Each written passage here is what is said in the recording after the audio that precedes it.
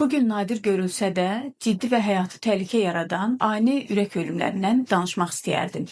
Xüsusən gənclərdə, idmançılarda görülən bu durum insanların diqqətini çəkir. Çünki belə şəxslər adətən sağlam kimi görünür. Belə şəxslərin ani adından da görüldüyü kimi ani və qəfil ürək dayanması baş verir və ani ölümə gətirib çıxardır. Bunların başlıca səbəbləri ürək ritm pozğunluqları, uzun QT sindromu, Brugada sindromu, VPV sindromu dediyimiz ciddi ürək ritm pozğunluqları və hipertrofi kardiomiopatiya dediyimiz genetik bir xəstəlik durur bunun əsasında. Xüsusən ailəsində 30-35 yaş altı qəfil ölümlər baş verənlər, fiziki yüklənmədə, emosional gərginlik, hər hansı bir emosional durumlarda, idmanla məşğul olunan durumlarda bayılmaları olan, ürək getmələri olan şəxslər bu durumu nəzərə alıb ciddi nəzarət olunmalıdır. Bu durumların üzə çıxması üçün bəzi risk faktorları var. Bunlara energetik içki qəbul edən şəxslər, zərərli vərdişləri olan şəxslər, bəzi dərman maddələri bu vəziyyəti üzə çıxardır. Eyni zamanda ağır idman növlərinin istifadəsi bəzən normal kimi gördüyümüz insanların bu xəstəliyin, yəni bu durumların üzə çıxmasına səbəb olur. Ona görə erkən qoyulan diaqnoz həyat qurtarır. Bunun üçün mütləq kardioloq nəzarətində olmalı.